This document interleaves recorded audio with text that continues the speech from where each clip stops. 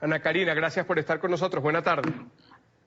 No, gracias a ti y gracias a todos los que nos escuchan en este momento desde la Fundación Juntos Se Puede, que también estamos liderando para poder apoyar a los migrantes de la mano de la Embajada en este momento tan complejo. Definitivamente complejo, Ana Karina. Ayer conversábamos con David Smolansky, que coordina a los migrantes, la Oficina para los Migrantes y Refugiados Venezolanos en la Organización de Estados Americanos, y le hacíamos un planteamiento. Ciertamente, quienes abandonaron Venezuela lo hicieron huyendo, no estaban de turismo, no estaban simplemente queriendo cambiar su código postal, estaban huyendo de un régimen criminal que les llevó a las peores condiciones. Y al encontrar un refugio en Colombia, un gobierno que ha estado dispuesto para ayudar a estas personas, se viene una pandemia, algo que nadie esperaba, algo para lo que absolutamente ningún gobierno estaba preparado. Y ciertamente estos venezolanos siguen viviendo del día a día porque en muchos de los casos están en la informalidad laboral y no tienen un ingreso constante. Ustedes tienen esa cercanía con estas personas para que nos puedas ampliar esta radiografía de cómo están viviendo quienes salieron de Venezuela y ahora por la COVID-19, por toda la cuarentena, el aislamiento social, no pueden siquiera tener el sustento para sus hijos. Mira, una de las cosas que es importante de notar es que los venezolanos somos migrantes forzosos. La mayoría hoy refugiados en Colombia, casi 2 millones, y nosotros como migrantes forzados tenemos unas características que generan unas condiciones de vulnerabilidad específicas, entre ellas que no tenemos un gobierno en sus plenas funciones que garantice los derechos humanos de los venezolanos. Y en un momento de crisis y de amenaza como es el COVID-19, esta pandemia que está viviendo el mundo entero, no tenemos un gobierno que responda por esos derechos de los venezolanos. Y por eso es que nos enfrentamos a esto que estamos viviendo. Colombia nos ha abierto las puertas, pero la realidad es que la mayoría de los venezolanos viven del trabajo del día a día, viven del pago diario de una posada que cuesta entre 10.000 y 18.000 pesos la noche, porque no pagan un arriendo formal, sino que es un arriendo informal diario, donde no hay un contrato, donde no hay sino un acuerdo verbal con estas personas que al no poder trabajar en el diario por este aislamiento obligatorio que lleva la pandemia para poder prevenir la expansión de ella, lleva a que los venezolanos no tengan cómo pagar esto. Existe hoy un decreto del gobierno nacional, es cierto, que es el decreto 093, que no permite el desalojo de ninguna persona y que este arrendatario debe llegar a un acuerdo con el arrendador. Sin embargo, en el caso de los venezolanos es complejo porque lamentablemente el no trabajar en día quiere decir que se les acumula un mes que tendrán que pagar más adelante y el trabajo diario no te alcanza para eso. Eso es lo primero con lo que te enfrentas cuando estás en esta situación siendo migrante en un país donde no tienes redes de apoyo, porque cuando tú estás en tu país de origen tienes a tu mamá, a tu abuela, al vecino, que al final te ayuda a enfrentar estos momentos de crisis. En Colombia no. Y el segundo punto es la seguridad alimentaria, que es una de las cosas más graves a la que se enfrentan muchos venezolanos hoy en día, que es que como ese trabajo diario no se está dando, no tienen con qué comprar alimentos para sobrevenir y sobrellevar esta cuarentena. Entonces la situación de un migrante en un país que no es el tuyo es muy compleja porque no tienes redes de apoyo, porque no tienes un Estado que responda por tus necesidades, pero además entendiendo que el venezolano huye de Venezuela, no es que sale con un trabajo estable, fijo, planificado, sino que sale por la frontera, camina, llega a un lugar de destino que ni siquiera tenía planificado. Evidentemente el trabajo informal es el mayor espacio para conseguir trabajo de nosotros como venezolanos. Ana, entonces es como la situación a la que nos enfrentamos. Sí, antes de comenzar nuestra conversación escuchábamos uno de los testimonios, una de las ciudadanas venezolanas que estaba decidiendo regresar a su casa en Venezuela desde Colombia. Lo hacía porque ella salió de allá de manera forzada, lo sabemos, a buscar un ingreso en la forma en la que se pudiera. Y lo conseguía, y con eso ayudaba a sus hijos, que los dejó en Venezuela al cuidado de los padres de ella, de los abuelos de los niños.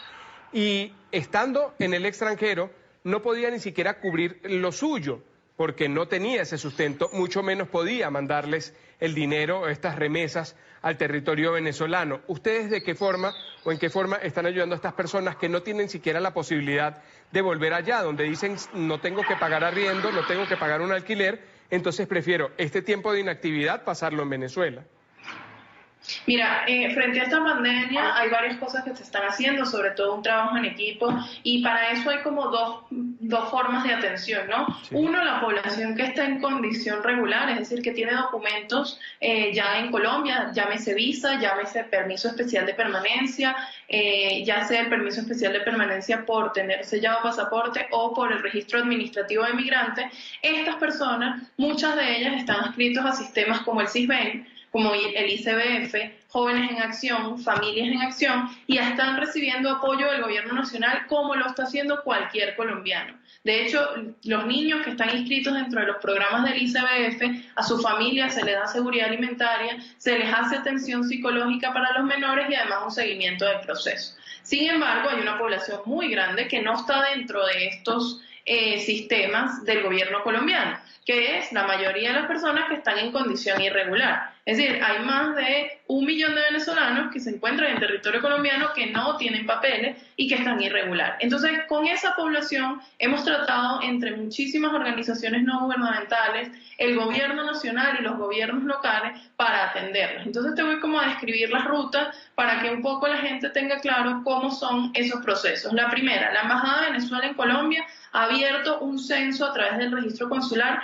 de vulnerabilidad. Esto es para las personas que están en una situación muy crítica, que no tienen posibilidad de acceder a los programas del gobierno nacional de Colombia, como los que ya te nombré, que deben inscribirse a través de este sistema. Eso se hace como siempre se ha hecho a través del registro consular, que la página es co.embajadadevenezuela.org. Y allí te inscribes en un censo de vulnerabilidad. ¿Qué está haciendo la embajada? La embajada está articulando con el gobierno central de Colombia, con los gobiernos locales y con las organizaciones no gubernamentales, como la que yo presido, que es la Fundación Juntos Se Puede, para poder apoyar a esta población. Pero la primera tarea que tenemos es poder censar cuántos venezolanos son, cuántas condiciones y qué características son esas condiciones, si tienen un pagadiario, si viven en un arriendo mensual, si no tienen la posibilidad de tener alimentos. Ese censo no existe y tenemos una semana, casi 2 semanas trabajando en eso, y por eso es el llamado a que se sigan registrando a través de este link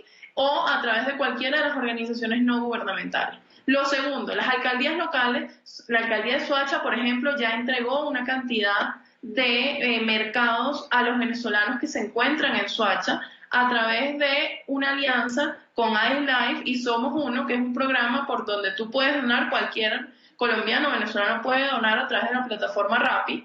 Tú donas allí y esos mercados están siendo entregados en las poblaciones más vulnerables, por ejemplo, en el municipio Soacha, en la Comuna 6, que se entregaron la semana pasada. Y ese programa se va a extender no solo a Soacha, sino a distintos municipios y departamentos. ¿Cómo accede el venezolano a eso? A través del censo de la embajada, a través del registro consular o a través del censo que están haciendo las organizaciones no gubernamentales.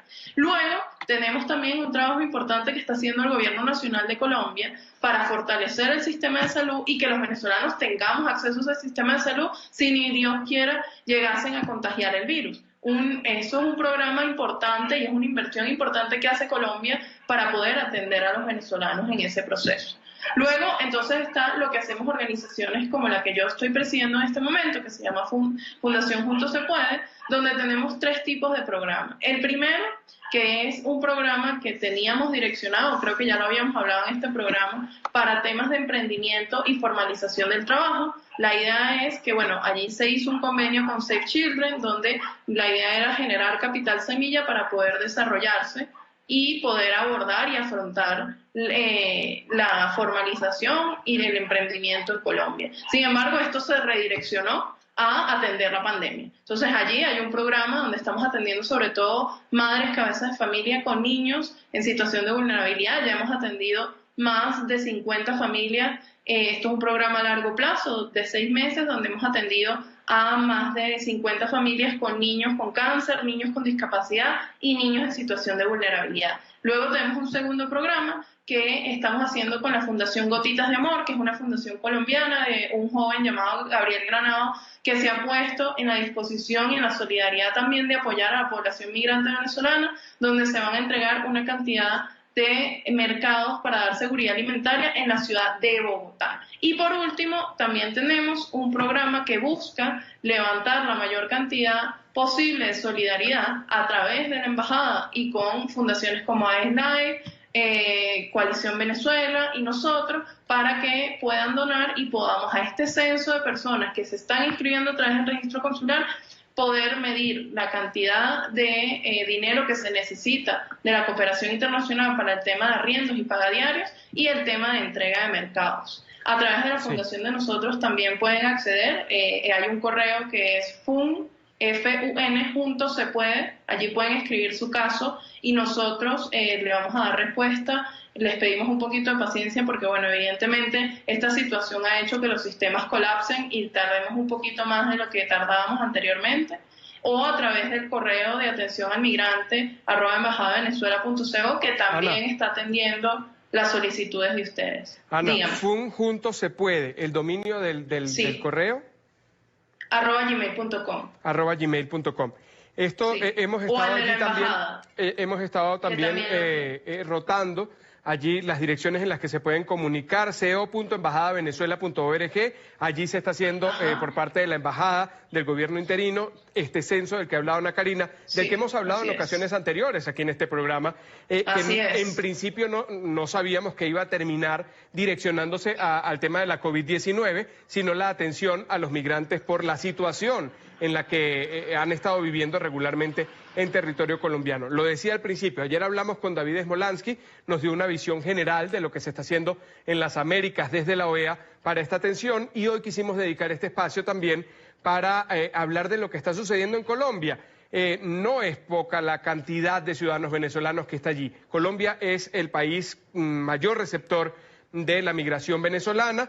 Hay algunos que están decidiendo volver, pero para quienes se quedan, ya Ana Karina nos ha dado esas rutas, esas vías de cómo llegar a esta fundación y también a la embajada, que ha estado ayudando a todas esas personas que no tienen ese ingreso diario para el sustento de sus familias en un territorio ajeno, como más de 5 millones de venezolanos están viviendo a propósito de la crisis bajo el régimen de Maduro. Ana, gracias por haber estado con nosotros y mucho más te agradecemos por esta labor que estás desempeñando desde la Fundación Juntos se Puede. No, a ustedes, y bueno, lo último que me gustaría, si me lo permiten 2 minuticos, es hacer un llamado a la cooperación internacional, agencias como ACNUR y IBM, a que haya un trabajo conjunto, a que podamos apoyar a estos venezolanos y a que se necesita que sigamos levantando fondos para apoyar a Colombia, a estas organizaciones no gubernamentales y al gobierno interino del presidente Guaidó, porque es muchísima la necesidad. Entendemos que los tiempos de este aislamiento obligatorio pueden extenderse y necesitamos trabajar en equipo y buscar muchísimos más fondos de la cooperación para poder enfrentar este proceso y esta crisis a la que nos enfrentamos en este momento. Que así sea, Ana. Muchísimas gracias por haber estado con nosotros. Primera pausa aquí en la tarde.